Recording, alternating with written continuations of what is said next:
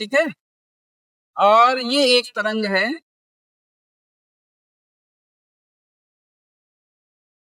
तरंग का आयाम क्या होता जानते हो? आयाम तरंग का अपनी माध्य स्थिति के एक ओर जो अधिकतम विस्थापन होता है वही क्या होता है? आयाम कहलाता है। जैसे इसमें ये इसकी माध्य स्थिति है, ये माध्य स्थिति है, इसके एक ओर जो अधिकतम विस्थापन वही क्या होगा? आयाम होता है। ठीक है। ऐसे इसमें भी इसका आयाम कितना है? मान लो इसका आयाम A1 है, इसका आयाम A2 है। ठीक है। आयाम ये सब आप इसके पहले की कक्षा में पढ़ चुके होंगे। आयाम है। दूसरा आवृत्ति होती है। ठीक ना? आवृत्ति क्या होती जानते हो? आवृत्ति फ्रीक्वेंसी, तरंग की आवृत्ति क्या होती है? तरंग द्वारा अपना एक आवर्त, ठीक है, या एक कंपन या एक दोलन पूरा करने में लिया गया समय। ठीक है। तो यहाँ से तरंग शुरू होती है, फिर यहाँ से चलती है, फिर यहाँ पर देखो क्या हो रहा है, उसका एक दोलन पूरा हो जा रहा है। ठीक है। नहीं, आवृत्ति जो हमारी है, सॉरी, एक सेकंड में किए गए दोलनों की संख्या। ठीक है। ये क्या होती है? आवृत्ति होती है, एक सेकंड में किए गए दोलनों की संख्या। ठीक है। ये दोलनों की संख्या, ये आवृत्ति होती है। हमको आवर्तकाल जानना था। आवर्तकाल क्या होता है? आवर्तकाल जो होता है ये होता है एक दोलन पूरा करने में लिया गया समय। एक दोलन पूरा करने में लिया गया समय, ये आपका क्या हो जाएगा? आवर्तकाल। तो एक दोलन कहाँ पूरा हो रहा है? देखो, एक दोलन इसका यहाँ पूरा हो रहा है, इसके बाद ये तरंग पुनः अपने पथ की क्या कर रही है? पुनरावृत्ति कर रही है। बात समझ गए ना? इसके बाद देखो पुनः ही एक दोलन अपना, फिर यहाँ पे दूसरा दोलन पूरा हो जा रहा है। आवर्तकाल क्या है? यहाँ से यहाँ तक जाने में तरंग कितना समय लेगा, यहाँ से यहाँ तक ये कितना समय में अपना एक दोलन पूरा कर रहा है, वो आवर्तकाल हो जाएगा। ऐसे इसका इसका एक आवर्त यहाँ पूरा हो रहा है, तो यहाँ से यहाँ तक जाने का जो समय होगा उसको हम लोग क्या कहेंगे? आवर्तकाल। और वो T होता है।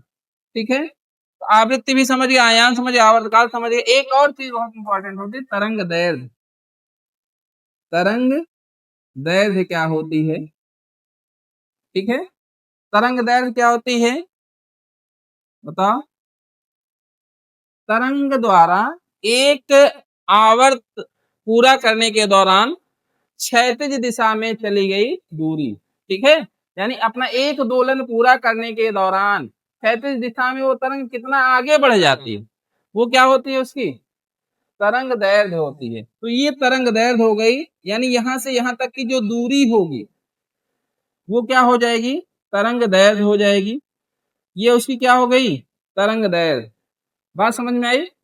अब देखो, अगर यहाँ पर देखें, दोनों चित्रों में आप तुलना करेंगे दोनों तरंगों की, ठीक है, तो किसकी तरंग दैर्घ्य आपको ज्यादा लग रही है?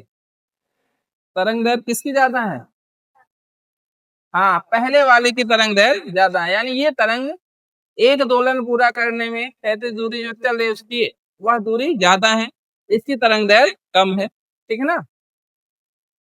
आवर्तकाल तो मान लो समय है। यहाँ पे आयाम देखोगे, आयाम जो इसका ज्यादा लग रहा है, नीचे वाले का आपको ज्यादा लग रहा है, इसका आयाम ज्यादा है। ठीक है। और एक चीज यहाँ से आप निकाल सकते हो, तो इतनी चीज समझ गए, आयाम क्या होता है, आवृत्ति क्या होती है, आवर्तकाल क्या होता है, तरंग दैर्घ्य क्या होता है। ठीक है। अब यहाँ पर हम लोग तरंग गति के बारे में बहुत ज्यादा डिटेल नहीं पढ़ेंगे, क्योंकि जितनी जरूरत है वही हमको पढ़ना है केवल। देखो, इसमें एक चीज और है, जैसे ये देखो, यहाँ पे अगर हम देखें तो ये अनुप्रस्थ तरंग है, इसमें श्रृंग और गर्त बनते हैं। तो ये जो ऊपर उठा हुआ भाग इसको क्या कहते हैं? श्रृंग। और ये जो नीचे धता हुआ भाग है इसको क्या कहते हैं? गर्त कहते हैं। ठीक है। तो इनमें क्या बनते हैं? श्रृंग और गर्त बनते हैं। प्लस कुछ चीजें और हमको समझनी है यहाँ पे। जो तरंग होता है, जैसे जैसे तरंग आगे बढ़ती है, ठीक है, उसमें पहली चीज, तरंग में क्या आगे बढ़ता है? कण आगे नहीं बढ़ते हैं। क्या आगे बढ़ती है? ऊर्जा केवल आगे बढ़ती है। तरंग में कण आगे नहीं बढ़ते हैं। क्या आगे बढ़ेगी? ऊर्जा। कण क्या होते हैं? केवल अपने स्थान पर अपनी माध्य स्थिति के इधर उधर दोलन करते हैं। ठीक है। तो जब दोलन करते हैं तो दोलन को हम लोग उसके फेज से, यानी कणों के स्थिति को हम लोग कुछ कोण से प्रदर्शित करते हैं, वही उसका फेज कहलाता है। ठीक। जैसे यहाँ पे माध्य स्थिति यानी यहाँ से कण दोलन शुरू कर रहा है तो उसका फेज यहाँ पे क्या माना जाता है 0। फिर जो अधिकतम विस्थापन वाला फेज होता है वो कितना होता है π/2। फिर ये वापस लौट के आता है, फिर ये फेज क्या कहलाता है पाई, फिर ये क्या कहलाता है 3π/2। ये वाला फेज क्या होता है 3π/2। यहाँ भी आयाम अधिकतम होता है यानी कण कण का विस्थापन अधिकतम होता है, लेकिन वो विपरीत दिशा में होता है, माइनस ले लेते हैं और यहाँ पे फिर वो क्या हो जाता है फेज 2π। ऐसे ही वो फेज आगे बढ़ता जाता है। ये फेज समझ गए, तरंग का फेज क्या होता है और कब अधिकतम होगा और कब न्यूनतम होगा, तो ये चीज समझ गए। अगर आप इतनी चीजें समझ गए, अब हम लोग पढ़ेंगे तरंग का व्यतिकरण क्या होता है, ठीक है ना। तरंग गति कक्षा 11 में है, कक्षा 11 का जो लास्ट चैप्टर है सेकंड पार्ट का, उसमें आपको तरंग गति मिलती है, ठीक है। तो तरंगों को भी कई भागों में बांटा जाता है। ऐसी तरंगे जो माध्यम में लगातार आगे की तरफ बढ़ती जाती हैं, बात समझ गए ना, उन्हें प्रगामी तरंगे कहा जाता है, ठीक है। तो यहाँ पर जो हम व्यतिकरण पढ़ेंगे वो किन तरंगों का पढ़ेंगे, प्रगामी तरंगों का, यानी ऐसी तरंगे जो माध्यम में लगातार आगे बढ़ती जाती हैं, ठीक है, वो क्या कहलाएंगे हमारी प्रगामी तरंगे। तो इतनी चीजें समझ गए ना।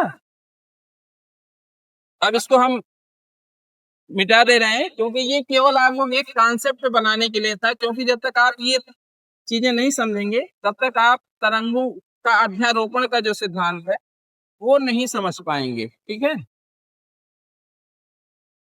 अब हम लोग पढ़ेंगे, व्यतिकरण को पढ़ने से पहले एक छोटी सी चीज आपको समझना है, वो है अध्यारोपण का सिद्धांत। और अध्यारोपण का किसके लिए, तरंगों के लिए। सबसे पहले हम लोग पढ़ेंगे तरंगों के अध्यारोपण का सिद्धांत। ये हेडिंग डाल लो,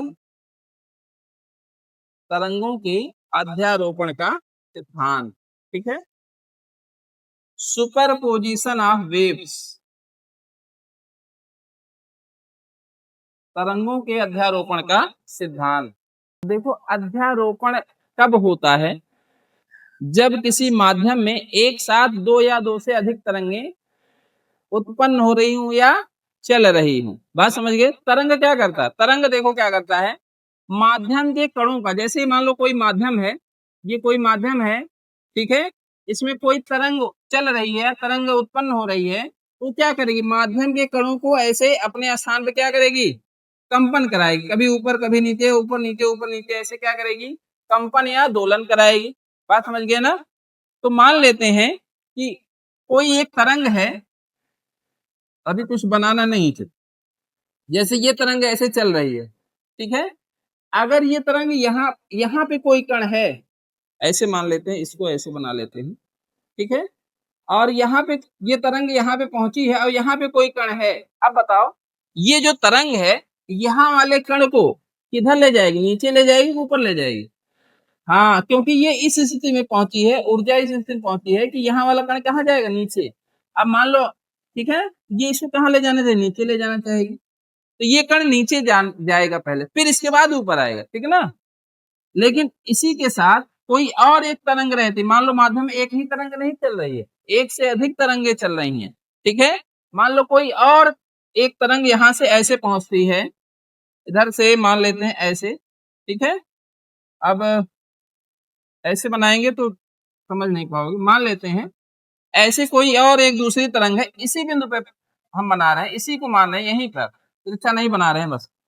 तो ये यहाँ पे कैसे पहुंची, ऐसे पहुंची है। अब देखो इसी बिंदु, मान लो ये बिंदु ए है, ये भी बिंदु ए है, तो कहाँ पहुंची है, यहीं पर पहुंची है, ठीक है ना। जहां पर ये बिंदु ए था, यहीं पर ये दूसरी तरंग भी पहुंच रही है, ठीक।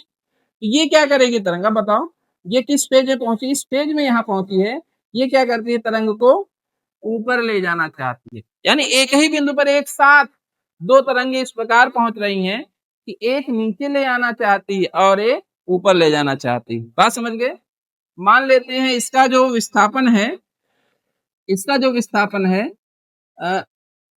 y1 है, ठीक है, और इसका जो विस्थापन है y2 है। आयाम कह सकते हो, या आयाम नहीं, ये उस क्षण विस्थापन मान सकते हो, ठीक है, किसी क्षण। तो ये आयाम a1 a2 होगा, किसी क्षण जो विस्थापन है इसका y1 है और इसका क्या है y2 है, यानी ये y2 दूरी ऊपर ले गई है और ये y1 दूरी नीचे ले आई है, ठीक है। तो अब बताओ कण कहाँ जाएगा? कण जो है एक नीचे ले आना चाह रही है, एक ऊपर ले जाना चाह रही है। मान लो ये नीचे ले आना चाह रही थी प्लस, नीचे ले आना चाह रहे थे, नीचे वाले को हम लोग माइनस लिखेंगे -3, और ये कण ऊपर ले जाना चाहिए, ये तरंग इस कण को ऊपर ले जाना चाह रही थी +5, ठीक है ना, बराबर नहीं ले रहे हैं। तो ये +5 ऊपर ले जाना चाह रहे थे और ये -3 नीचे ले आना चाह रहे, ठीक। ऊपर को प्लस लेंगे, नीचे वाले को माइनस, ठीक है। अब बताओ फिर ये कण जो है किधर जाएगा? ऊपर जाएगा। कितना जाएगा? +2 सेंटीमीटर मीटर जो भी उसमें मान लिया जाए, कितना जाएगा? +2, यानी ये कण जो है दोनों का जो संयुक्त प्रभाव आएगा उसके अकॉर्डिंग गति करेगा, उसके अकॉर्डिंग ये ऊपर जाएगा कि नीचे जाएगा, ये कौन दोनों मिल के तय करेंगे। इसी को क्या कहा जाता है? तरंगों का अध्यारोपण का सिद्धांत। अब मान लो और भी तरंगे होती तो सबका एक सम्मिलित प्रभाव इस आता और वही हमारा क्या कहलाता है, तो उसके अकॉर्डिंग हमारा कण मोशन करता है, यानी वहां वाला कण क्या होता, उसी के अकॉर्डिंग क्या होता, गति करता ऊपर या नीचे, ठीक है ना। अब पहले इसको लिख लो, तरंगों के अध्यारोपण का सिद्धांत क्या होता है।